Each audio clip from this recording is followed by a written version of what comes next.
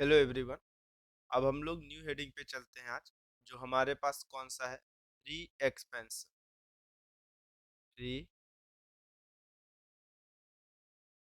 Expansion. ठीक। री री एक्सपेंशन एक तरह से एक एडियाबेटिक प्रोसेस ही है। कौन सा मेरे पास एक एडियाबेटिक प्रोसेस ही है जिसमें क्या होता है? No work done. जिसमें no work done by the gas. No work done. No work done by the gas और ऑन द गैस होता है। ठीक। ये प्रोसेस कौन सी कहलाती है? फ्री एक्सपेंशन कहलाती है। जैसे अगर हम लोग क्या करते हैं, दो गैस चेम्बर लेते हैं, कंसीडर करते हैं दो गैस चेम्बर को। ठीक। इस तरह से। ठीक। एक बॉल्ब ऊपर साइड ऐसे लगा लेते हैं। ये। ठीक। एक साइड गैस को कंसीडर कर लेते हैं और एक साइड हम कैसा कंसीडर कर लेते हैं? वैक्यूम कंसीडर कर लेते हैं। क्या कंसीडर कर लेते हैं? वैक्यूम कंसीडर कर लेते हैं। तो जैसे अगर मैं वैक्यूम कंसीडर किया इस तरह से, एक साइड गैस है और एक साइड कैसा है? वैक्यूम। ठीक। अब देखो, अगर एक साइड गैस है और एक साइड वैक्यूम है और ये कैसा है? एक मेरे पास कॉक है, स्टेप। कैसा है मेरे पास? स्टेप कॉक है जिसमें स्टॉप कॉक है।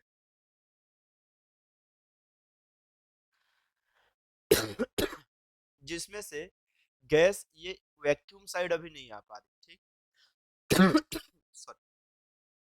अब जैसे ही मैं गैस के वॉल्व मतलब इस वॉल्व को ओपन करूंगा तो गैस कहाँ से आ जाएगी? गैस यहाँ से चेंबर से निकल के एक चेंबर से दूसरे वैक्यूम चेंबर पे आना स्टार्ट। ठीक। और पूरे प्रोसेस में ये सिलेंडर ऐसा है कि जो इंसुलेटेड है, मतलब हीट का ट्रांसमिशन कहीं नहीं हो पा रहा है, गैस का मॉलिक्यूल्स कहीं कर नहीं जा पा रहा है, ये कंप्लीटली वो कैसे है? इंसुलेटेड है एक दूसरे से। ठीक। अब अगर ऐसा है इंसुलेटेड, तो हमें करना क्या है कि देखो, जैसे अगर ये गैस है, ये वैक्यूम। ठीक है। तो हमारे पास जैसे इसको ओपन करेंगे तो इसकी इंटरनल एनर्जी में कोई भी चेंजेस नहीं होगा। अब internal energy in the sense initial और फाइनल दोनों कैसी होगी? इनिशियल माइनस फाइनल या फाइनल माइनस इनिशियल की बात की जाए, जैसे यहाँ पर बात करते हैं, तो changing of internal energy you final minus you initial की जो वैल्यू होगी वो जीरो। ठीक।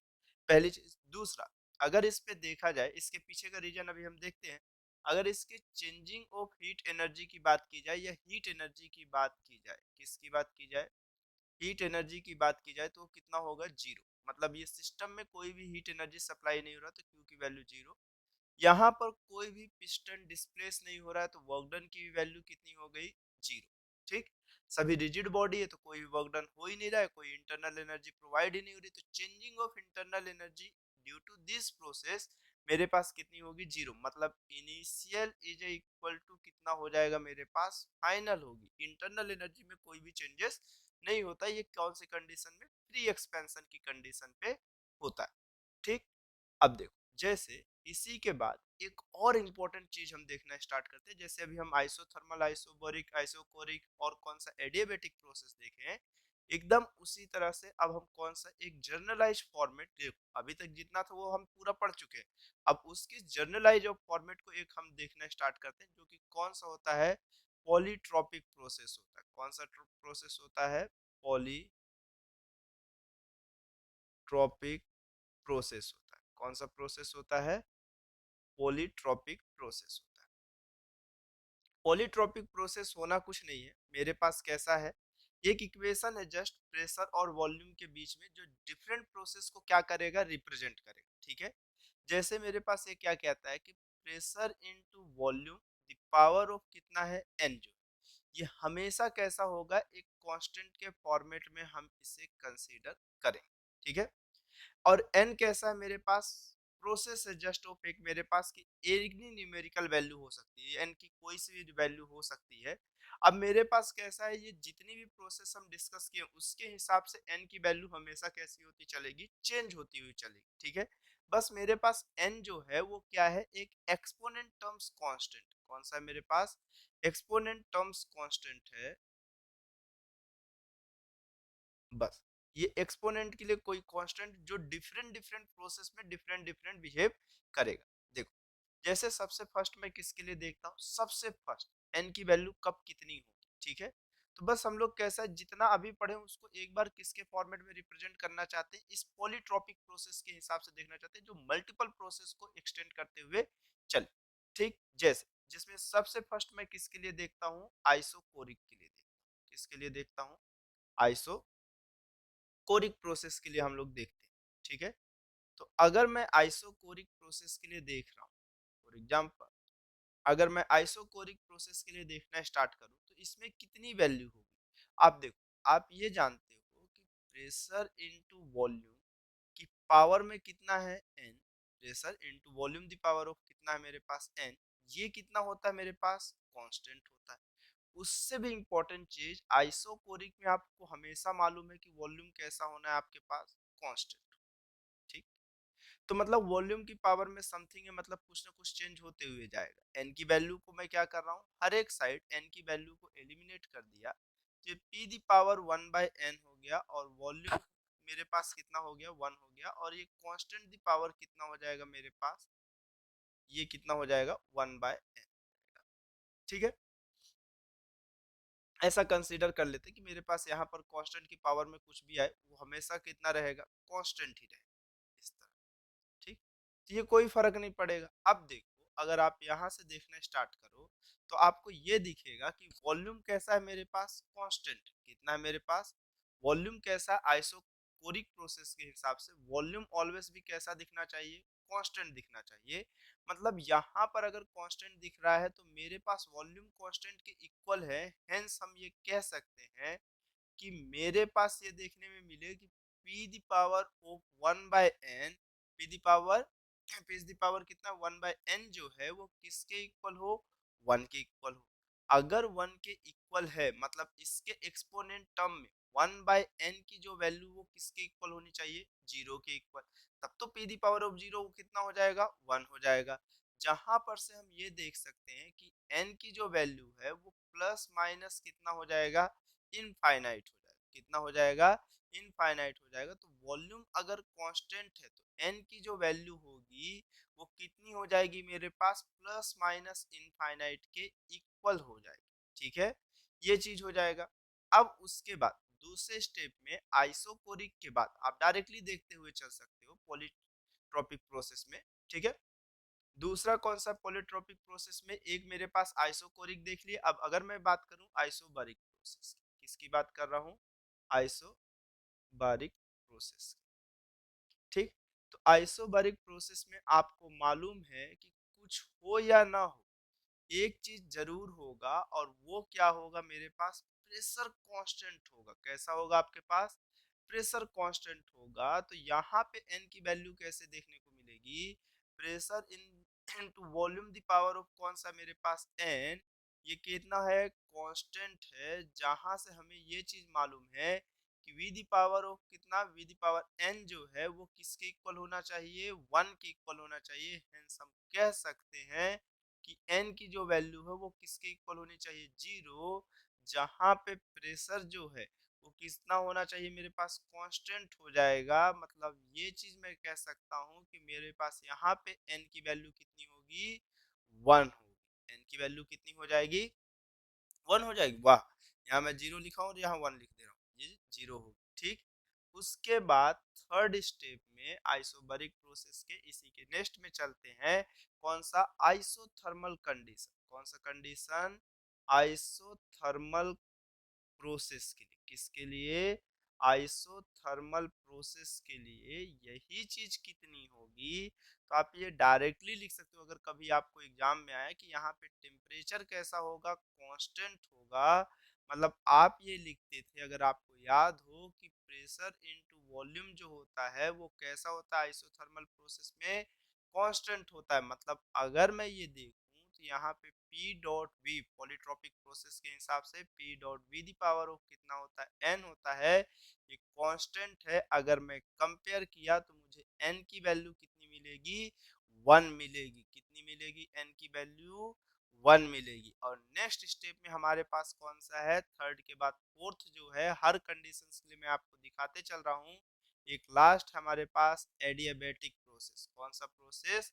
एडियाबैटिक प्रोसेस के लिए देखो तो एडियाबैटिक प्रोसेस के लिए हमारे पास यही चीज कितनी होती है, क्योंकि आप लिखते हो pressure into volume the power of कौन सा? Gamma is equal to constant होता है। जहां से अगर मैं इसे पॉलीट्रॉपिक प्रोसेस से कंपेयर करूं तो PV P dot V the power of कौन सा है? एन। ये कैसा होगा? मेरे पास कांस्टेंट होगा, जहां से n की वैल्यू किसके इक्वल होगी? गामा के इक्वल, मतलब cp बाई कौन सा हो जाएगा? cv हो जाएगा। ठीक है, इतनी चीजें होना स्टार्ट हो जाएगी। ठीक, तो अपने को यहाँ तक पता ही है। ठीक है, चल अब उसके बाद हम लोग कैसा है, यहाँ तक हो गया हमारे। ठीक, अब ये एडियाबैटिक प्रोसेस मतलब पॉलीट्रॉपिक प्रोसेस के अंदर इतनी चीजें थी। अब उसी के बाद पॉलीट्रॉपिक प्रोसेस के लिए हम क्या देखना स्टार्ट करते हैं? सॉरी, यहाँ पे n की वैल्यू मैंने लिखा था, मैं लिख देता हूँ। n की वैल्यू गामा के इक्वल होगी, जो कि कितना हो जाएगा? cp बाई cv हो जाता है। ठीक, अब देखो, अगर ये चीज हुआ तो अब नेक्स्ट स्टेप में हम कौन सा देखते हैं कि मेरे पास work done in polytropic process, in polytropic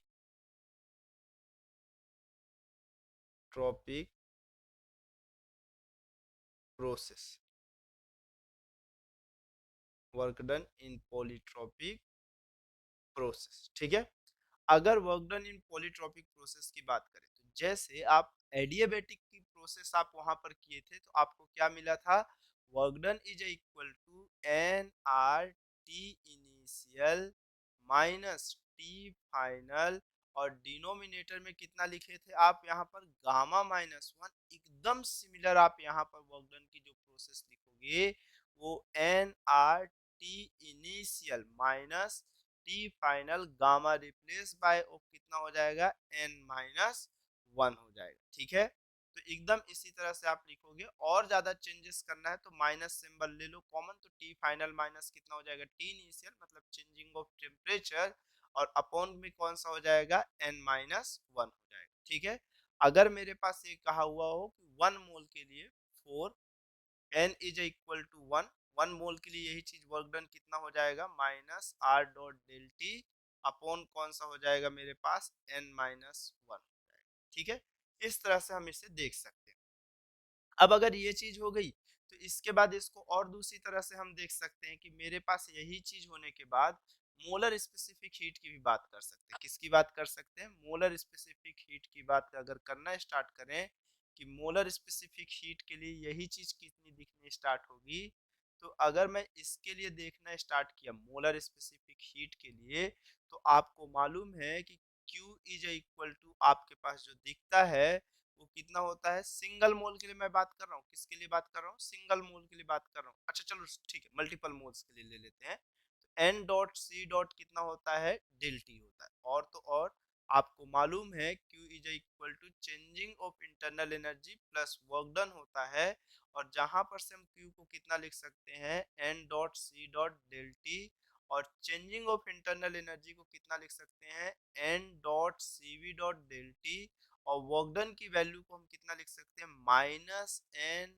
are del T upon में कौन सा? एन माइनस कितना हो जाएगा? 1 हो जाएगा। ठीक, अब देखो अगर आप पूरी प्रोसेस में देखो तो एन डेल टी आप कॉमन ले सकते हो, तो सी की जो वैल्यू होगी वो सी वी माइनस कितना हो जाएगा? आर बाय एन माइनस 1 हो जाएगा। ठीक है, ये चीज आपको देखने को मिलेगा। और तो और जो सीवी की वैल्यू आप लिखते हो वो कितना लिखते हो? मेरे पास Rydberg constant upon gamma minus 1 की प्लेस पे आप सिर्फ कितना लिख सकते हो? यहाँ पर कितना? गामा माइनस 1 की प्लेस पे एन माइनस 1 लिख दो। जो प्रोसेस है उसके हिसाब से आप इसको कैलकुलेट, नहीं नहीं नहीं सॉरी सॉरी, सीवी है ना, सीवी है, सॉरी सॉरी, ये कितना हो जाएगा? सीबी की वैल्यू गामा माइनस 1 होता है, जहां से आप सी की वैल्यू कितना लिख सकते हो? R gamma minus 1 minus R और एन माइनस 1 हो जाएगा। ये डिफरेंट डिफरेंट प्रोसेस के लिए इसका आंसर कैसा आएगा? डिफरेंट डिफरेंट आएगा। अभी इसकी कंडीशंस देखने स्टार्ट करते हैं कि हमारे पास आइसोकोरिक में ये कितना होगा स्पेसिफिक हीट, या मेरे पास आइसोबोरिक में कैसा होगा, एडियाबेटिक प्रोसेस में कैसा होगा। अभी जस्ट इसी इक्वेशन का मैं यूज करूंगा, इसी इक्वेशन का, ये इक्वेशन का जो इंपॉर्टेंट इक्वेशन है, ये इक्वेशन, इसी इक्वेशन का मैं यूज करके मेरे पास कैसा स्पेसिफिक हीट हम लोग अभी पूरे की फाइंड करें। ठीक है, चलो देखते हैं। अब जैसे इसको देखते हैं, इसमें क्या है हमारे पास, standard process of a special case polytropic process के लिए देखते हैं। ठीक है, स्टैंडर्ड, नेक्स्ट हेडिंग क्या है हमारे पास, standard process, process as a special, as a special case of polytropic,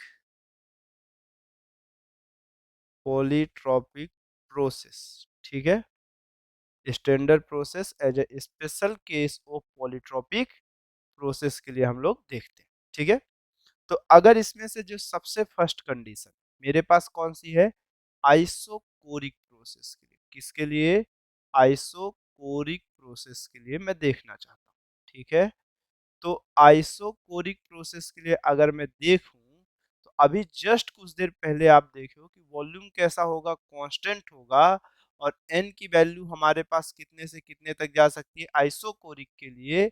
अभी जस्ट मैं आपको दिखा देता हूं, अभी हम लोग पढ़े हैं इसी कंडीशंस पे। तो आइसोकोरिक प्रोसेस के लिए हम लोग एन की वैल्यू प्लस इनफाइनाइट से लेके माइनस इनफाइनाइट तक पढ़े। ठीक, अगर प्लस इनफाइनाइट से माइनस इनफाइनाइट तक कुछ भी पूछ रहा है, एक्चुअल में प्लस इनफाइनाइट और माइनस इनफाइनाइट, प्लस इनफाइनाइट से लेके माइनस इनफाइनाइट तक नहीं पता ना है कुछ भी है वहां पर, आप अच्छे से देख नहीं रहे हो, मतलब p into V the power of कौन सा n, ये कांस्टेंट था, और आपको मालूम था कि वॉल्यूम कैसा रहता है आइसोकोरिक में, कांस्टेंट होता है, जहां पर से हम कह सकते हैं कि v की जो वैल्यू है, सॉरी n की जो वैल्यू है, अभी जस्ट आप पीछे जाके देखो तो आप n की वैल्यू कितना लिखते हो, इनफाइनाइट लिखते हो। तो अभी जो आप लिखे हो बस मैं उसी को आगे कंटिन्यू करता हूँ, स्पेसिफिक हीट जो मैं अभी लिख के आया हूँ जस्ट इससे पीछे वाले पेज पे। तो R the power R upon gamma minus one, और माइनस आर अपॉन कौन सा हो जाएगा, एन माइनस वन हो जाएगा। ठीक, और जैसे ये हुआ तो एन की वैल्यू इनफाइनाइट है, मतलब ये सब चला जाएगा, और जो भी ये देखने को मिलेगा जब n की वैल्यू आप इनफाइनाइट पुट करोगे, तो आपको ये देखने को मिलेगा कि c की जो वैल्यू है वो r upon gamma minus one, जो कि किसके इक्वल होगा, cv के इक्वल होगा, किसके इक्वल होगा, cv के इक्वल होगा। ये आइसोकोरिक प्रोसेस है।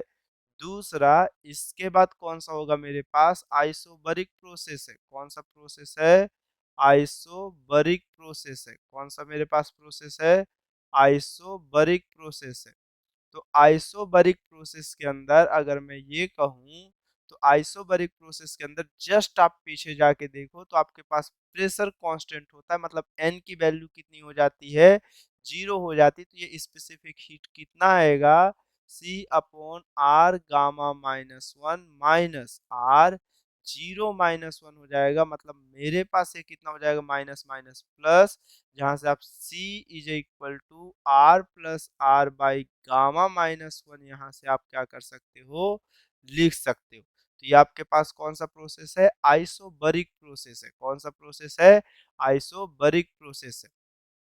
ठीक, अब अगर आप ये चीज कह रहे हो, तो अगर आप अच्छे से देखो तो ये C इज इक्वल टू कौन सा है, R अपॉन ये कौन सा हो गया, CV, और यही चीज मेरे पास किसके इक्वल है, CP के इक्वल, जिसे हम कौन सा कहते हैं, मेयर रिलेशन कहते हैं। कौन सा रिलेशन कहते हैं, मेयर रिलेशन कहते हैं। देखो पूरा जितना आप थर्मोडायनेमिक्स अभी पढ़े हो सब पॉलीट्रॉपिक प्रोसेस से हम लोग रिपीट करने के लिए आ गए। ठीक है, अब उसके बाद हमारे पास ये आइसोबरिक प्रोसेस के बाद आइसोथर्मल की प्रोसेस के लिए बात करें, जो अभी आप लिखते हुए आ रहे हो, देखो पूरा आप यही पढ़ते आ रहे हो, और फिर से मैं इसको लिख रहा हूँ, तो ये आइसोथर्मल प्रोसेस है। कौन सा प्रोसेस है, आइसोथर्मल प्रोसेस है।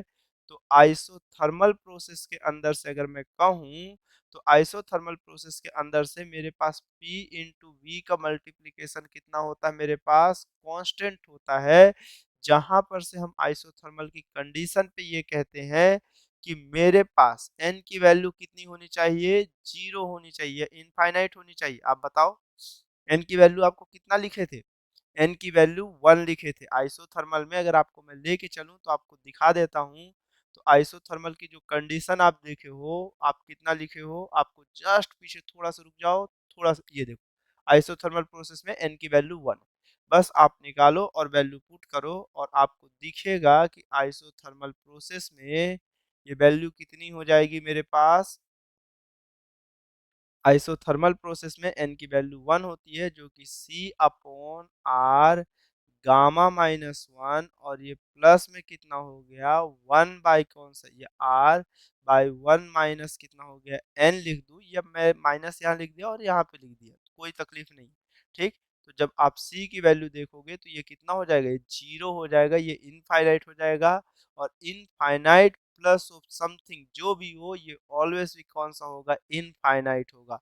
तो आइसोथर्मल कंडीशंस पे मेरे पास C की वैल्यू कितनी होती है, इनफाइनाइट होती है। ठीक है, और एडियाबेटिक प्रोसेस के अंदर अगर चलें तो फोर्थ स्टेप में मेरे पास एडियाबेटिक प्रोसेस के अंदर अगर इसी चीज को देखना हो, ये कितना होगा, एडियाबेटिक प्रोसेस के अंदर अगर मैं ये लिखूं तो ये चीज मुझे देखने में कितनी मिलेगी, एडियाबेटिक प्रोसेस के अंदर मेरे पास P इंटू वी, और ये गामा माइनस कितना हो जाएगा, गामा होता है, sorry P dot V the power of कौन सा हो गया, गामा, जो कि कैसा होता है मेरे पास, कांस्टेंट होता है, और कांस्टेंट होता है तो C is equal to R gamma minus 1 plus कितना हुआ 1 अपॉन सॉरी आर, और ये कितना हो गया मेरे पास 1 माइनस कौन सा हो गया, n हो गया, और n की वैल्यू ही गामा के इक्वल होती है। तो जहां से अगर मैं देखा तो c is equal to R by gamma minus 1